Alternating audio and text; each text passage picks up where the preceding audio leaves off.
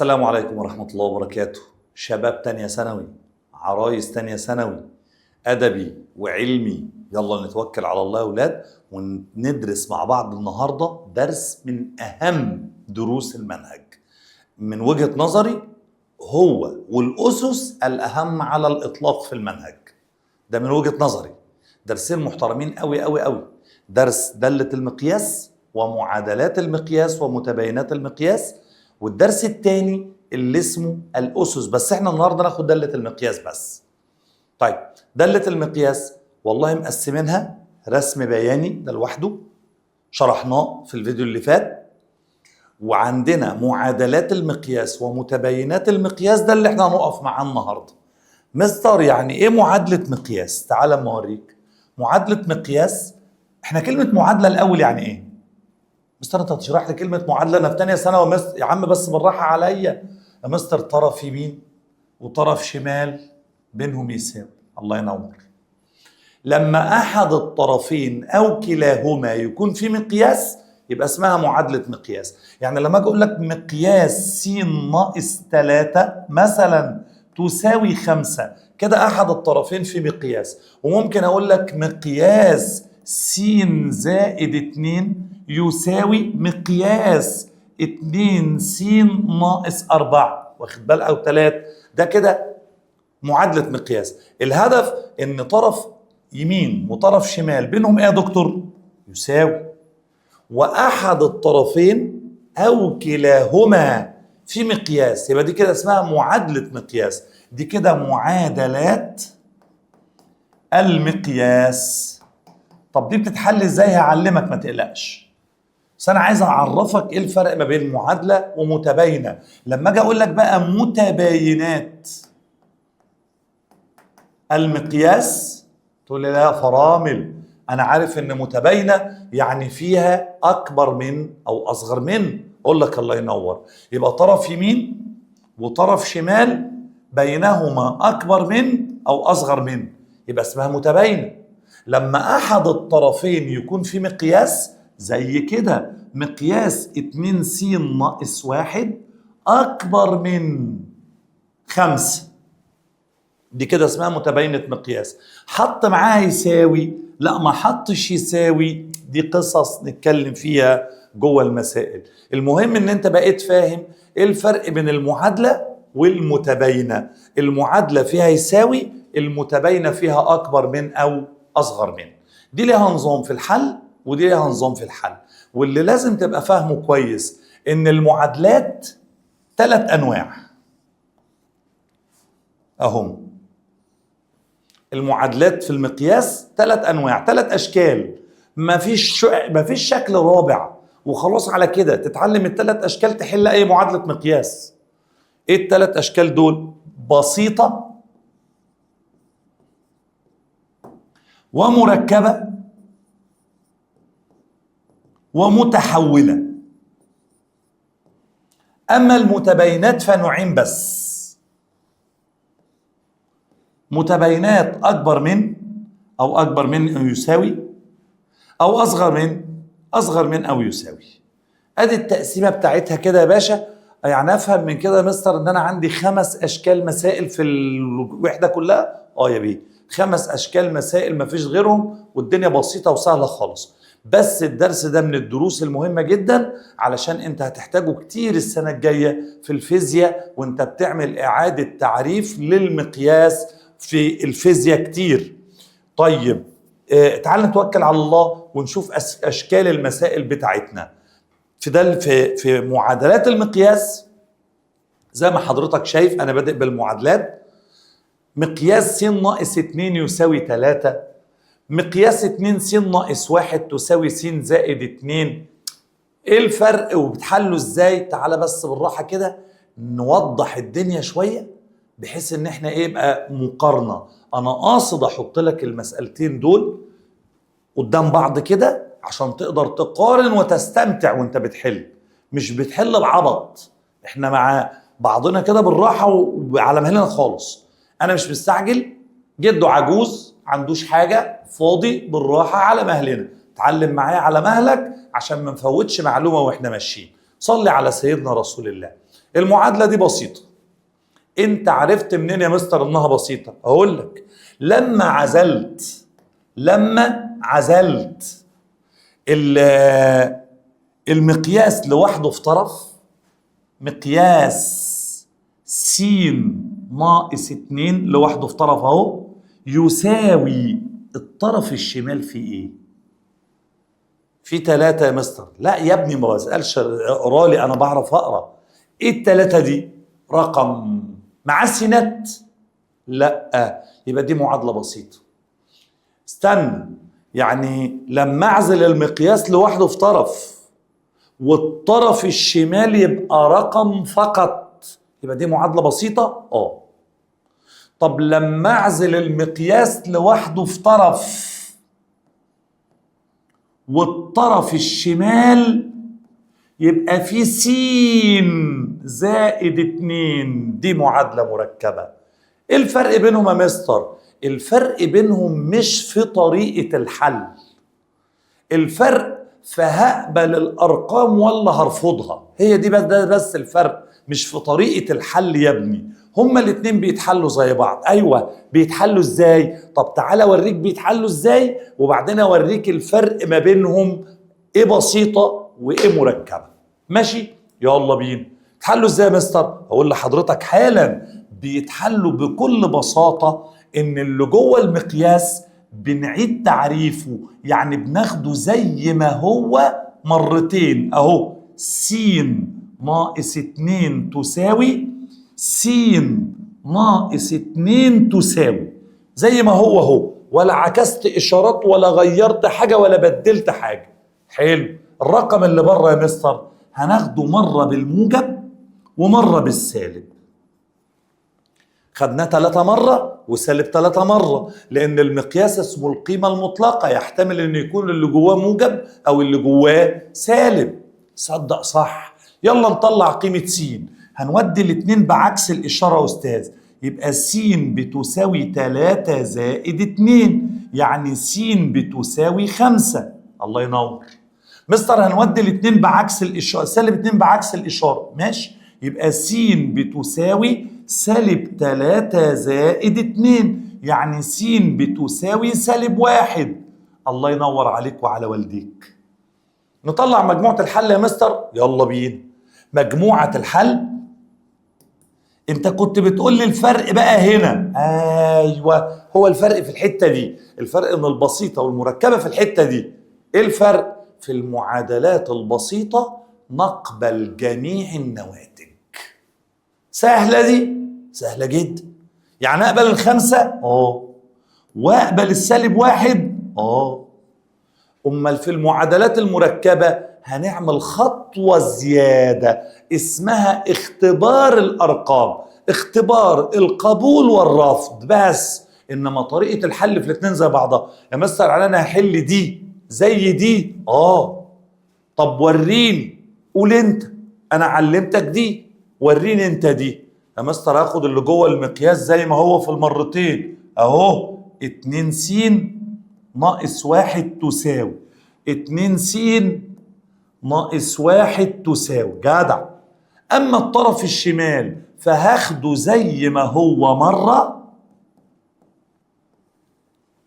وبعكس الاشارات مرة. عاش يا بطل. اجمع السينات في طرف يا مستر. يلا توكل. يبقى 2 س، السين تروح بعكس الاشاره، ناقص س تساوي 2، والسالب 1 هيجي لها موجب 1 يا استاذ. 100 100. 2 س ناقص س بس واحده. 2 زائد 1 ب3، ادي س. جمع السينات في طرف يا استاذ. يلا 2 س زائد س تساوي سالب 2 زائد 1. 2 س زائد س ب3 س. سالب 2 زائد 1 بسالب 1. هنقسم على ال3 يا مستر هنا وهنا. الله ينور. يبقى س بتساوي سالب 1 على 3. مجموعة الحل.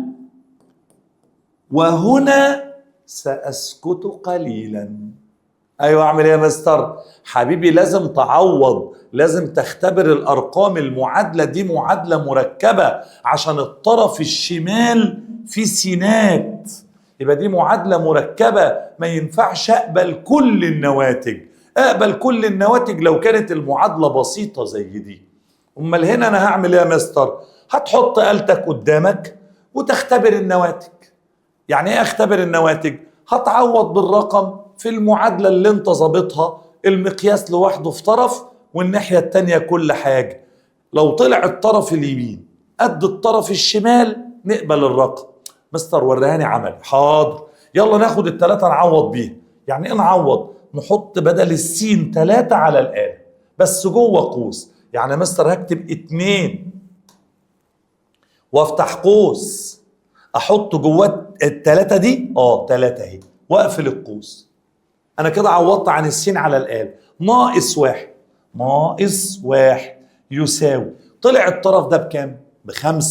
الطرف اليمين ده طلع كام؟ طلع 5 يا استاذ. حلو، خليك فاكر الطرف اليمين طلع كام؟ 5. لو عوضت في الشمال وطلع 5 برضو يبقى انا هقبل التلاتة، لان التلاتة هتطلع ده قد ده. حلو، تعال نعوض كده، مش محتاجة آلة دي يا استاذ. 3 زائد 2 5، الطرف اليمين 5، الطرف الشمال 5، اذا التلاتة حققت المعادلة، يبقى التلاتة معايا في مجموعة الحل. يلا نختبر السالب تلت يا استاذ، يلا بينا. ادي الآلة بتاعتنا، نختبر السالب تلت، مفيش مشكلة. يعني ايه نختبر؟ نشيل السين ونحط الرقم جوه قوس. ادي الاتنين وادي القوس. شيل السين وحط سالب تلت، سالب 1 على 3.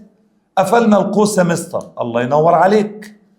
كده انت عوضت عن السين دي بسالب تلت. في ناقص 1 كمان يا استاذ اهي، ناقص 1 يساوي، الطرف الشمال طلع سالب 5 على 3، بس المقياس بيعمل ايه للإشارة السالبة؟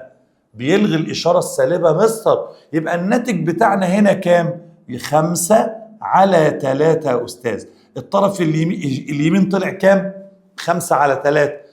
مستر القلم طلعاه سالب 5 على 3، بس المقياس بيلغي السالب، خلاها موجب 5 على 3. طب والطرف اليمين؟ ما تيجي نشيل السين ونحط قيمتها. يلا بينا، ولا بنخاف ولا بنتهدد. هنشيل السين ونحط قيمتها اللي هي سالب تلت.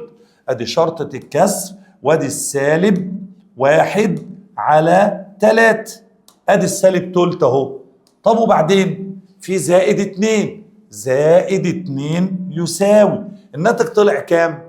5 على 3. الله الله الله الله، الطرف اليمين 5 على 3 والطرف الشمال طلع 5 على 3. السالب تلت حقق المعادلة ولا لا؟ يا مستر ده قد ده، يبقى السالب تلت حلو وجميل وأمور وعليه كاتشب كمان معانا في مجموعة الحل. الله أكبر. طب ما هي دي زي دي يا مستر، هنا قبلت ال5 والسالب 1 وهنا قبلت ال3 والسالب تلت. لا، مش زي بعض. هنا أنا هقبل جميع النواتج غصب عني، لأن المعادلة أصلا معادلة بسيطة. هنا ممكن الاتنين يتقبلوا زي كده، ممكن واحد يتقبل والتاني يترفض، ممكن الاتنين يترفضوا وتبقى مجموعة الحل فاي.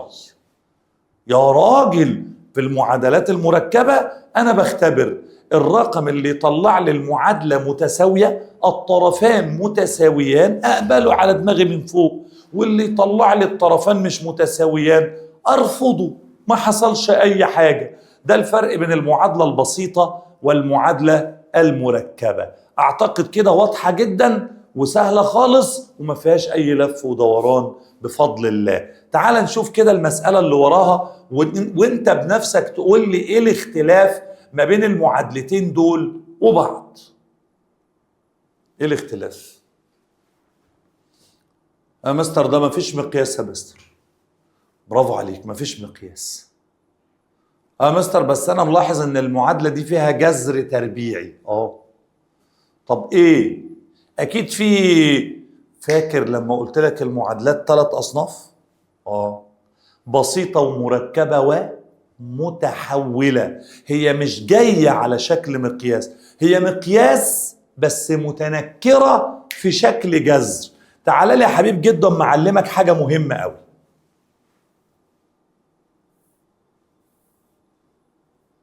بص يا حبيبي، جذر التربيعي جواه س تربيع. جذر التربيعي جواه قوس عليه تربيع. جذر التربيعي جواه مقدار ثلاثي.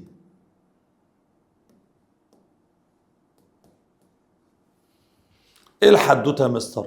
التربيع ده قوي. يعني ايه؟ اصله على كل اللي موجود جوه الجذر، فده تربيع قوي ياخد الجذر ويمشي ويسيبوا بدلهم المقياس. صدق فكرة؟ لأن الجذر التربيعي بيطلع موجب أو سالب، فالمقياس بيطلع موجب أو سالب، يبقى فعلا صح كده مظبوط. إنما ما ينفعش أقول التربيع ياخد الجذر ويمشي ويسيب لي س، غلط. التربيع ياخد الجذر ويمشي يسيب لي إيه؟ مقياس. بس خد بالك، مش أي تربيع ياخد الجذر ويمشي. لا تعالى، مش أي تربيع ياخد الجذر ويمشي، لازم يكون تربيع قوي. ده اللي يقدر ياخد الجذر ويمشي، اللي هو على كل اللي موجود جوه الجذر. فالتربيع ده على كل اللي موجود، مفيش غير السين تربيع وهو عليه، خد الجذر ومشي. طب هنا بص كده على التربيع ده وقول لي قوي ولا ضعيف؟ قوي، لانه على كل اللي موجود جوه الجذر. انا اقدر اقول س زائد 3 الكل تربيع. يبقى التربيع ده من حقه ياخد الجذر ويمشي ويسيب لي مكانه المقياس. عاش يا بطل. واشتغل مقياس عادي. هل التربيع ده قوي؟ بص كويس. لا. ليه؟ اصله على السين بس يا مستر، والباقيين دول ما عليهمش تربيع، صح؟ يبقى التربيع ده مش قوي. طب وده انا هتصرف معاه ازاي؟ تعالى بقى اما اعلمك ده تتصرف معاه ازاي. لما تلاقي تربيع ضعيف قويه. اقويه ازاي يعني؟ امرنه، وديه الجيم، اكله، اديله حقن جلوكوز. ايوه، اللي هو ايه يعني؟ اللي هو التحليل. يقوي التربيع التحليل يا ولاد. تعال نحلل كده. السين تربيع هتتحلل لسين في سين، التسعة هتتحلل 3 في 3، إشارة الأخير موجبة لإشارتين مثل الأوسط. أصل ده تحليل ثلاثي مربع كامل. مستر القوسين دول قد بعض، يعني ده جذر قوس عليه تربيع من بره وجواه س ناقص 3. عاش يا بطل. مستر الحق دي بقت زي دي، التربيع بقى قوي. ايوه، ما هو كل واتغذى. يبقى التربيع ده هياخد الجذر ده ويمشي ويفضل لك س ناقص 3 جوه المقياس، وخلص الحوار على كده يا باشا. الجذر اتحول الى مقياس. ده التحول يا ولاد. كيف يتحول الجذر الى مقياس عشان نحل المسألة؟ تعال بقى نحطها جوه المسائل بتاعتنا ويحلها ربنا، هنشوف هنتعامل معاها ازاي. ابدأ لي هنا كده يا باشا، يلا اتفضل. هل ده تربيع قوي ولا ضعيف؟ والله يا مستر التربيع ده ضعيف. ليه؟ عشان التربيع ده على السين بس، مش على كل اللي موجود تحت الجذر. طب نعمل ايه؟ نحلل يا استاذ. طب ما يلا نحلل سوا، يلا بينا. ادي الجذر اهو تساوي 5. حلل يا بيه. عينيا يا استاذ. ايه هو؟ ال4 س تربيع هتتحلل 2 س في 2 س. الله ينور. التسعة هتتحلل 3 في 3. جميل. إشارة الأخير موجبة لإشارتين مثل الأوسط. زي الفل. القوسين زي بعض بالظبط يا مستر، كأنه قوس واحد وعليه تربيع. 100. 2 س ناقص 3 الكل تربيع بيساوي 5. مستر التربيع تاخد الجذر وتمشي وتسيب المقياس مكانها، وبكده تحولت لمعادلة مقياس عادية جدا. آن الأوان إن أنا أسألك بقى، المعادلة دي بسيطة ولا مركبة؟ مقياس لوحده في طرف يا أستاذ؟ طرف التاني رقم بس؟ بسيطة. ايه الفرق بينها وبين المركبة؟ يا مستر خلاص بقى، هنا هقبل كل النواتج اللي هتحصل عشان معادلة بسيطة. عاش يا بطل، حل. طيب يا مستر عادي خالص، تعالى بس نغير لون القلم عشان نعرف نتعامل. هناخد اللي جوه المقياس زي ما هو مرتين. 2 س ناقص 3 تساوي 2 س ناقص 3 تساوي. طب والخمسة هناخدها زي ما هي مرة وبعكس الإشارة مرة. عاش يا بطل. من هنا عايزين نطلع قيمة س، ودي التلاتة بعكس الإشارة يا أستاذ. جميل. يبقى 2 س بتساوي 5 زائد 3 8. نقسم على الكام؟ على الاتنين. على الاتنين فيها السين، على الاتنين فيها الأربعة. بس كده، س ب4، ودي مقبولة طبعا لأن المعادلة بسيطة. طب وهنا ودي التلاتة بعكس الإشارة. 2 س بتساوي -5 زائد 3 -2. على الاتنين على الاتنين يبقى السين بتساوي -1. وتبقى مجموعة الحل كام يا عمنا؟ تبقى مجموعة الحل، هقبل كل النواتج يا أستاذ، 4 و-1. زي الفل. الاختيار جيم. وخلص الحوار. مستر طب لو المعادلة بتاعتي زي كده، التربيع ده ايه؟ مستر التربيع ده قوي، اصله على كل اللي موجود جوه الجذر اللي هو السين تربيع. حلو قوي. طب يلا حل يا مستر. دلوقتي بقى البتاعة دي التربيع هياخد الجذر ويمشي ويسيبوا لي مقياس س. عظيم. ناقص 3 س تساوي 8. هعرف احل؟ مستر لازم اعزل المقياس لوحده في طرف. طب جميل، هتعمل ايه عشان تعزل المقياس؟ يا مستر ارفع السالب 3 س دي بعكس الاشاره، يبقى مقياس س بيساوي ال3 س هتروح بالموجب تبقى 3 س زائد 8. صدق يا مستر كنت هكتبها 8 زائد 3 س، ما يصح برضه، الجمع ابدالي. 3 س زائد 8 هي 8 زائد 3 س. مش تفرق في حاجه؟ لا مش تفرق. طب وبعد كده اقسم الصفحه نصين يلا عشان تعيد تعريف المقياس. ما هي البسيطه زي المركبه في الكلام ده. طب قسمنا الصفحه نصين، يلا عيد تعريف المقياس. اخلص مستر. اللي جوه المقياس اللي هو السين هناخده زي ما هو في المرتين اهو، س س. جميل. اللي بره المقياس زي ما هو مره وبعكس الاشارات مره. 3 س زائد 8 سالب 3 س سالب 8. الله ينور. انت بتتكلي على السين يا استاذ؟ ايوه، سالب 3 س سالب 8 بعكس الاشارات. يلا نجمع السينات في طرف عادي. س ناقص 3 س، وديت ال3 س بعكس الاشاره والكلام ده يساوي 8. 100 100. س ناقص 3 س سالب 2 س تساوي 8. يلا اختصر. على السالب 2 فيها السين، على السالب 2 سالب 4. السين بكام؟ سالب 4. يلا الناحية التانية. س زي ما هي، هودي السالب 3 س بعكس الإشارة موجب 3 س تساوي سالب 8. س زائد 3 س ب4 س تساوي سالب 8. يلا اقسم على 4 فيها السين، على 4 سالب 2. هل هتقبل كل النواتج؟ لا يا مستر مش هقبل كل النواتج. دي معادلة مركبة لأن كان الطرف الشمال فيه سينات لما عزلنا السين. يبقى هكتب مجموعة الحل وأقول لنفسي هنا سأسكت قليلا، أطلع الآلة بتاعتي علشان أختبر الأرقام. يا الله يا عم الدكتورة، هنختبر الطرف اليمين والطرف الشمال. سالب 4 يلا نختبرها في الطرف اليمين ده يا أستاذ. مستر مفيش غير س بس. مقياس سالب 4 باربعة. باربعة المقياس طاير السالب، جدع. الطرف اليمين كام؟ 4. طب الطرف الشمال هنشيل السين ونحط كام؟ سالب 4. 3 في سالب 4 بسالب 12 زائد 8 سالب 4. استنى يا استاذ، استنى، انت قلت ايه؟ قلت 3. نفتح قوس نحط السالب 4 نقفل القوس زائد 8 يساوي سالب 4. الطرف اليمين كان كام؟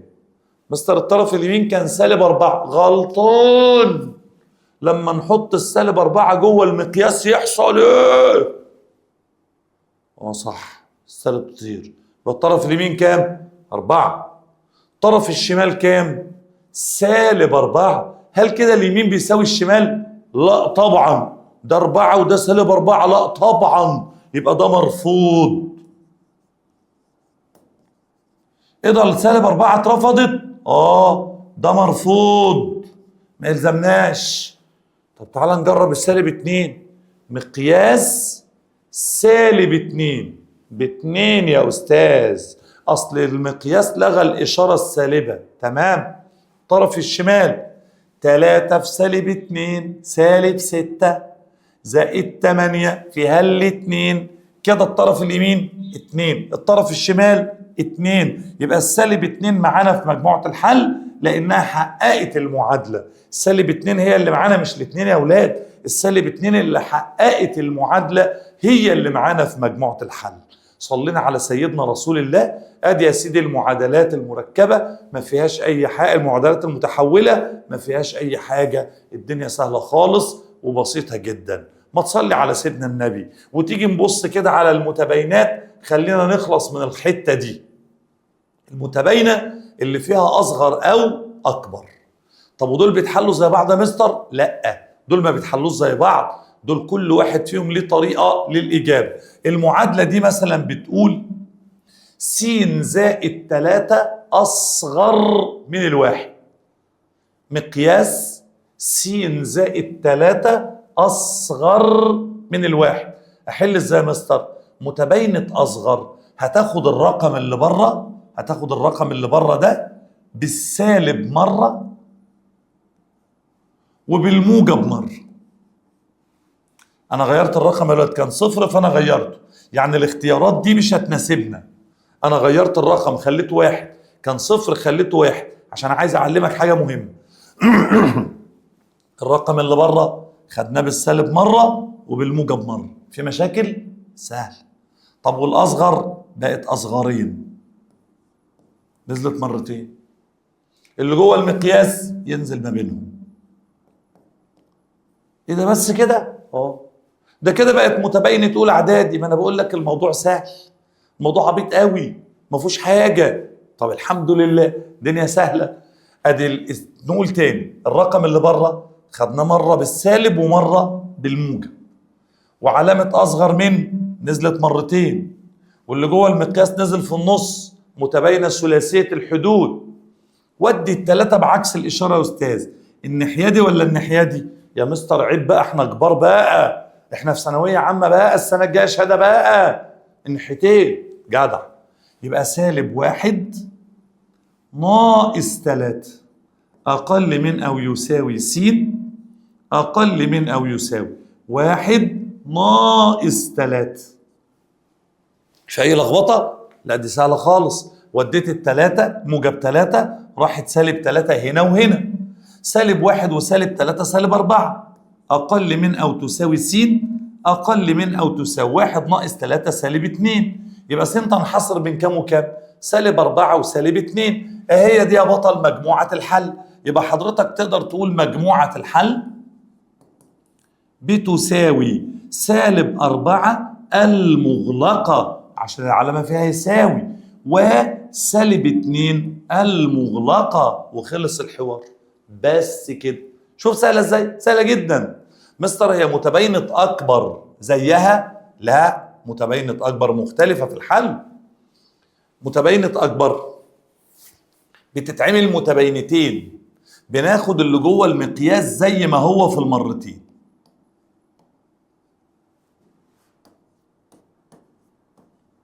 اهو.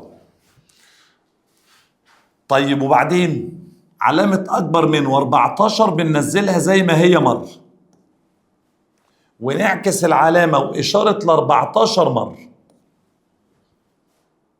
أكبر من أو تساوي 14 مرة، وأقل من أو تساوي سالب 14 مرة. يلا نحل دي يا مستر، دي متباينة لوحدها. يلا نحلها لوحدها. ودي الأربعة بعكس الإشارة يا أستاذ. حاضر. يبقى سالب 6 س أكبر من أو تساوي 14 ناقص 4 ب10. نقسم على الكام؟ نقسم على السالب 6 يا أستاذ. الله ينور. وطبعا أنا مش محتاج أقول لأبطال تانية ثانوي القسمة على سالب في المتباينات تعكس علامة التباين. قلناها 1000 مرة وإحنا بنشرح درس المجال ودرس العمليات على الدوال. القسمة على سالب تعكس علامة التباين. على السالب 6 فيها السين، على السالب 6 10 على سالب 6 بسالب 5 على 3. تعال الناحية دي. ودي الأربعة بعكس الإشارة يا أستاذ. حاضر. سالب 6 س أقل من أو تساوي سالب 14 وسالب 4 سالب 18. اقسم على السالب 6 يا أستاذ. حاضر. هعكس علامة التباين الأول عشان القسمة على سالب تعكس علامة التباين. على السالب 6 فيها السين، على السالب 6 فيها التلات. طب نحل ازاي دلوقتي يا أستاذ؟ حبيبي عشان نحل دلوقتي لازما وحتما ولا بد وضرورة ان احنا نرسم خط الاعداد عشان نمثل المتباينتين دول على خط الاعداد زي ما كنا بنعمل في درس المجال. طيب هات لي خط اعداد يا مستر. عيني اهو. ادي خالته سالب ما لا نهايه، وادي عمته موجب ما لا نهايه. اول متباينه السين بسالب 5 على 3 اهي مغلقة. طب مغلقة اهي عشان العلامة فيها يساوي. امشي يمين ولا شمال؟ العلامة فاتحة بقها شمال، امشي شمال.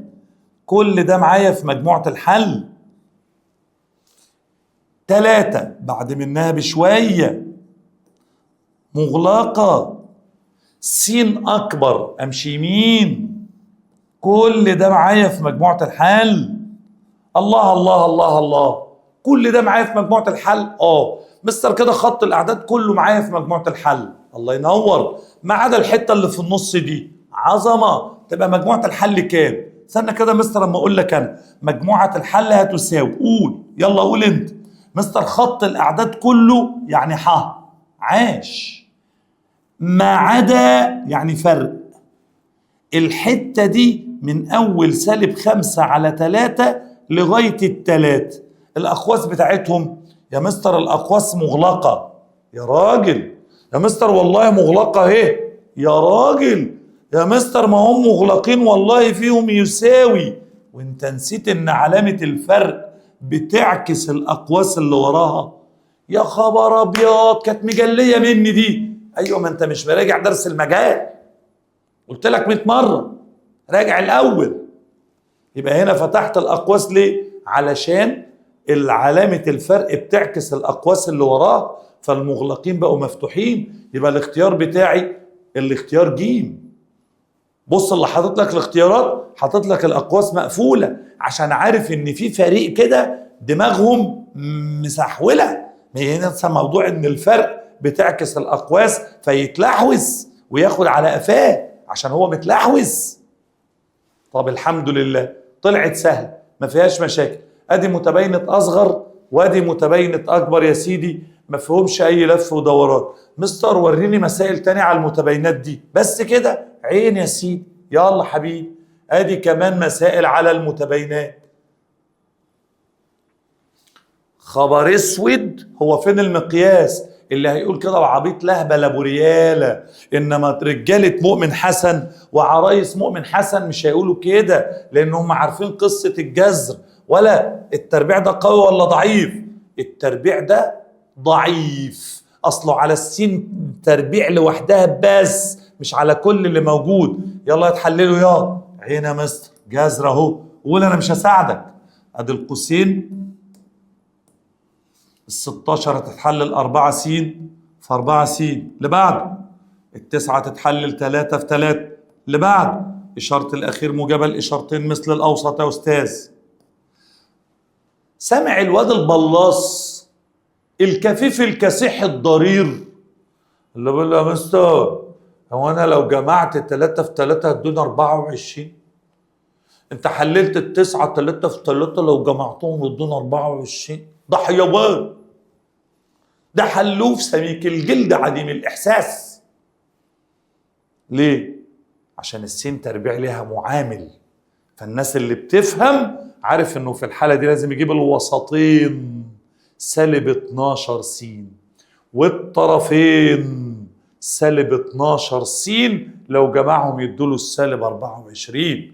بس طبعا مش هيقول كده غير الحلوف سميك الجلد عديم الإحساس، إنما الواد اللي بيفهم مش هيقول كده أبدا. أقل من أو تساوي 13. حلو مستر، كده قوس واحد عليه تربيع أهو، جذر 4 س ناقص 3 الكل تربيع أقل من أو تساوي 13. برضه فين المقياس؟ يا مستر كده التربيع بقى قوي، هيطير الجذر ويجيب لي المقياس مكانه، بقى مقياس 4 س ناقص 3 أقل من أو تساوي 13. وكده أصبحت متباينة أصغر عادية جدا جدا جدا يا مستر. طب يلا نحل بيه المتباينة اللي بقت عادية جدا دي. مستر متباينة أصغر بناخد ال 13 بالسالب مرة وبالموجب مرة. طيب ثم الأصغر تنزل مرتين يا أستاذ، ثم اللي جوه المقياس ينزل في النص. عاش. نخلص من الأرقام اللي مع السين يا مستر. يلا توكل توكل توكل، وانا هقول الكلام اللهبل ده. ودي ال3 بالموجب سالب 13 زائد 3 بسالب 10، يفضل هنا 4 س.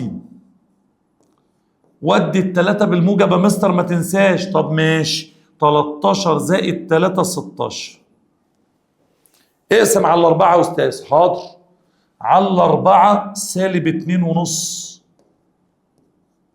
على 4 فيها السين، على 4 فيها ال4، وتبقى مجموعة الحل من أول سالب 2 ونص المغلقة لغاية 4 المغلقة، من غير خط أعداد، من غير فرق، من غير عكس أقواس، عشان دي متباينة أصغر.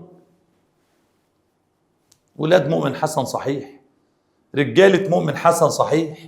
أما المتباينة دي بقى أعوذ بالله شكلها وحش كده ليه؟ التربيع ده يا ابني قوي ولا ضعيف؟ مستر التربيع ده قوي، ما اقدرش اتكلم، اصله على كل اللي تحت الجذر هياخد الجذر ويرحل ويسيب لي مقياس س زائد 2. الله ينور. كمل.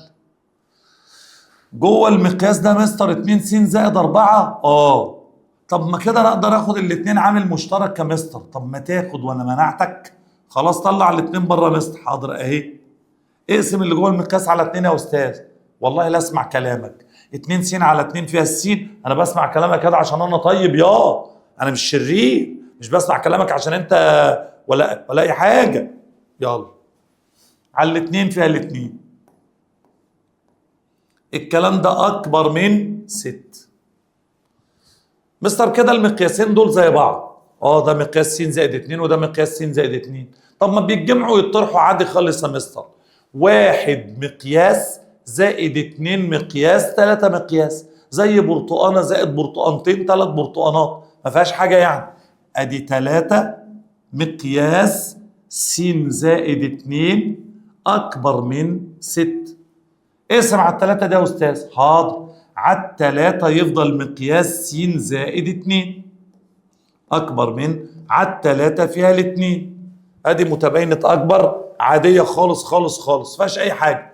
يلا مستر نحلها بقى. يلا حبيبي. هنعمل ايه؟ استاذ والله ما فيها اي حاجه، احنا كل القصه هناخد اللي جوه المقياس ده مرتين لأن دي متباينة أكبر، زي ما هو اهو س زائد 2 وس زائد 2. علامة أكبر من 2 زي ما هي وأقل من -2. بناخد الأكبر والاتنين زي ما هما مرة وبعكس العلامة وإشارة الإشارة مرة. لما أودي الاتنين بالسالب يا مستر هتبقى س أكبر من 0 عشان 2 ناقص 2 ب0 صح؟ س أقل من -4. جت منين -4؟ مستر -2 و-2 وأنا عبيط، الاتنين دي راحت بالسالب، -2 و-2 ب4. حلو، خط الأعداد الجميل اهو، ادي خالته ما لا نهاية وادي عمته سالب ما لا نهاية. 0 مفتوح، س أكبر مش مين مع بق العلامة، -4 مفتوحة شمال. مجموعة الحل تساوي الخط كله ما عدا فرق من -4 لغاية الصفر. الأقواس مغلقة عشان علامة الفرق بتعكس الأقواس. عظمة.